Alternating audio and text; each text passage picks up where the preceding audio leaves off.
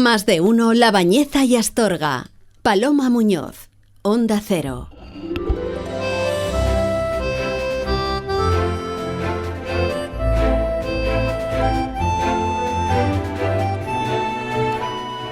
Bueno, pues un martes más, una semana más, saludamos a Ruth Fernández Matía. Ruth, ¿qué tal? ¿Cómo estás? Muy buenos días.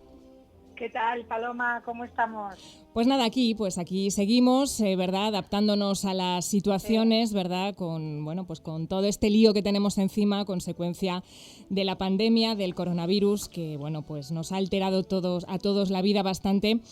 Y precisamente de esto creo, Ruth, que nos vas a hablar hoy, ¿no? De cómo manejar estos imprevistos y estos cambios de planes, porque como ya hemos comentado en más de una ocasión en esta sección, si algo nos ha enseñado toda esta situación es que no tenemos que dar nada por hecho, ¿verdad? No podemos hacer planes muy a largo plazo, incluso a medio plazo, porque de repente pues ocurre algo, como ha sido el caso, y todo se nos viene abajo. Hay mucha gente a la que le cuesta, ¿verdad?, manejar este tipo de situaciones. Sí, la verdad que sí. Ya antes de todo esto que nos ha acontecido, había bastante gente que acudía a consulta por cambios vitales, ¿no? Que llamo yo. Pues gente que tiene esa resistencia al cambio, bien pues por sus rupturas, por duelos, por un problema en el trabajo, por traslados de ciudad. Es decir, los cambios forman parte de nuestra vida, ¿no? Claro. Y en nuestro día a día estamos sufriendo un continuo cambio. Pero claro, cuando la persona se estanca y se resiste a ese cambio, antes ya acudían a consulta. Pues imagínate ahora con todo esto que vivimos en una continua incertidumbre, ¿no? Uh-huh. Que nuestro entorno ahora, por todo el tema del COVID, es incierto. Sí.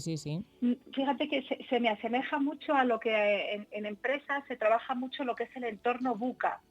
El entorno VUCA es VUCA. como Uh-huh. VUCA, sí, VUCA, es un acrónimo, que fue un término que lo acuñaron en Estados Unidos tras la Guerra Fría, las Fuerzas Armadas, porque la V del VUCA es que ese entorno es volátil, que es incierto, es complejo y es ambiguo, ¿no? Es un poco el acrónimo. Y esto se traslada ahora mucho, ahora yo, por ejemplo, lo trabajo mucho en consulta, porque se traslada mucho a lo que estamos viviendo. Nuestro entorno es incierto, tiene mucha complejidad, es ambiguo, es volátil, cumple los requisitos para lo que es un poco los cambios bruscos, ¿no? Lo que es uh-huh. Cuando nos sentimos ante una amenaza, porque hay un cambio brusco, inmediato, sin previo aviso. Pues imagínate ahora que cierran una clase en el cole, porque hay un positivo. O sea, constantemente estamos viviendo cambios bruscos, y esto nos genera muchísima ansiedad.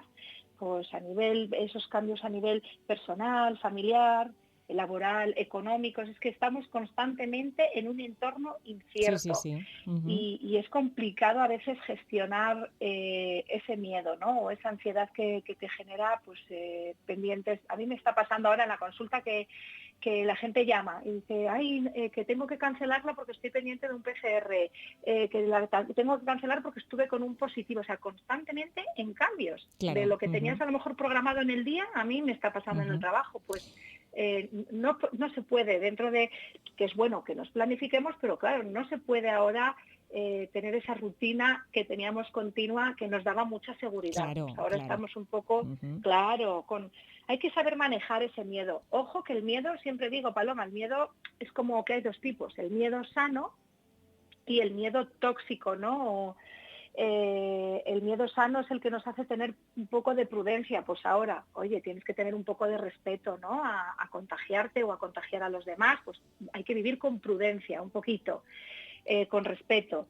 Y luego ya está el problema del miedo tóxico, que es el que te lleva a un estado emocional muy negativo, a generar mucha ansiedad, a vivir continuamente en la queja, uh-huh. y no te lleva a nada. Claro. Hay mucha gente que ahora está sufriendo mucho cambio vital y adentro, que se suma, aparte del COVID, pues las rupturas, el desempleo, el duelo. Claro, es que es cierto que hay muchas circunstancias, ¿verdad?, en nuestra vida a las que se suma ahora mismo el COVID, pero eso imagino que va un poco en la persona, ¿no, Ruth? Hay personas, digámoslo así, como muy cuadriculadas, ¿no? Que se hacen un planteamiento a lo mejor del día, y cuando ese planteamiento, pues eso, porque van surgiendo cosas a lo largo del día, imprevistos, y tienen que cambiar sus planes, realmente les cuesta mucho gestionarlo. Muchísimo. Yo siempre he vivido muchas veces cuando vas conociendo a la gente, ¿no? En mente rígida, mente flexible. A veces, pues eso, la gente que es como más cuadriculada, más rígida, le va a costar más adaptarse a los cambios, porque son más metódicas, organizadas. Y lo que decía yo, bueno, programas atrás, que cuando tenemos un terremoto, ¿no? Nos viene un terremoto, un cambio, si no tienes tus cimientos fuertes, sólidos y eres flexible mentalmente para adaptarte a ese terremoto, pues lo vas a llevar peor. Claro. Y esos cimientos, Ruth, imagino que lo ideal es que los construyamos desde niños, ¿no? ¿Cómo podemos enseñar a los niños en casa, en el día a día, a gestionar este tipo de imprevistos y que puedan manejar esos cambios de planes? Claro, pues como siempre digo, asignatura obligada que debería ser en todos los coles, ¿no? Para trabajar la prevención. Pues yo creo que lo más importante primero es dar ejemplo. O sea, los papás tenemos que dar ejemplo porque somos espejo. Entonces, si el niño está viendo que tú te adaptas con queja, con inseguridad, con un estado emocional muy negativo, pues el niño va a imitar, ¿no? lo que ve en casa. Claro. Y otra cosa muy importante para educar a los niños en esa resiliencia, ¿no? Que es la capacidad de adaptarse a esos cambios, que es una palabra que ahora se ha empezado a oír a raíz de la pandemia muchísimo, pues también una manera que tenemos que intentar desde pequeñines es no sobreprotegerlos.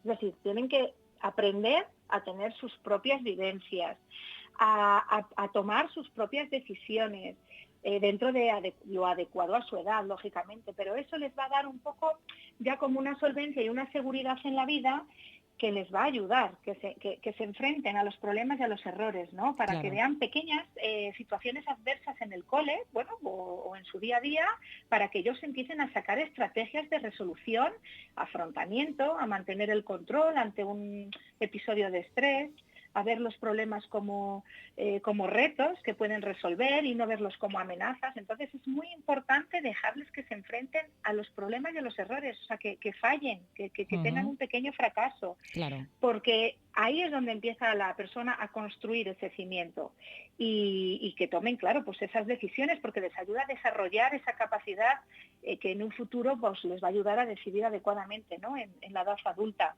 Y luego siempre reconocer a nivel emocional, trabajar con ellos, que ya lo hablé anteriormente en otros programas, que reconozcan sus emociones, lo que sienten y que las sientan, no decir, no estés triste, no llores, no pasa nada. O sea, no, hay que escuchar y dejar que le fluya esa emoción para que él luego en un futuro aprenda a identificarla y gestionarla, porque si no lo estamos bloqueando y no vamos a enseñarla que sea pues ese adulto con adaptabilidad, con flexibilidad mental y con, pues yo qué sé, también por ejemplo les podemos ayudar a fomentar sus fortalezas, a trabajar también, es que hay tanto trabajo en los niños, la autoestima, hay muchísimo, o sea, nos daría para hablar y hablar muchísimo, pero sobre todo así para que la gente, los oyentes no tengan tantas ideas, que quien mucho abarca luego poco aprieta. Creo que en casa pueden empezar a trabajar con la sobreprotección, en lo que he explicado, ¿no? Antes de que tengan sus propias vivencias, que las experimenten, que tomen un poco sus decisiones y sobre todo que seamos espejo, que un buen espejo, que demos ejemplo de cómo afrontamos, porque Paloma, cuando a veces tenemos un cambio brusco, siempre todos lo que hacemos es primero sentimos y luego pensamos, a todos nos pasa. Sí. Si tú tienes un cambio brusco o incluso un pequeño, imagínate, accidente en el coche o una caída, lo primero es sientes y luego piensas. ¿Por qué? Porque cuando hay una intensidad emocional muy fuerte, en el cerebro tenemos una parte que se llama la amígdala, que es la parte donde se controlan las emociones. Entonces, cuando hay un cambio brusco, la amígdala toma posesión del cerebro, es la que rige el cerebro. Y inhibe, o al tomar posesión, hace que dejes de pensar con claridad. Por eso cuando estamos ante un problema, muchas veces siempre dicen, no tomes decisiones cuando estás bajo una época de estrés, porque lo que rige es la emoción. Entonces hay que enseñar a los niños a tomar espacio con esa emoción, que hay muchas técnicas también de mindfulness, de respiración, de control de pensamiento emocional, para que no nos bloqueemos y para que nuestra emoción no se apodere de nosotros, sino que vamos a tomar distancia, vamos a dar tiempo y así empezamos otra vez a sacar el intelecto, ¿no? Porque al final, a nivel emocional, ante un cambio brusco, es lo que rige, la emoción, no el intelecto. Claro, consejos que sirven muy bien también para los adultos, ¿verdad? ¿Qué herramientas, qué consejos les das tú a tus pacientes para saber gestionar estos imprevistos? Bueno, pues a los pacientes un poco parecido en la línea, ¿no?, de los niños. Incluso siempre pongo un ejemplo cuando acuden a consulta.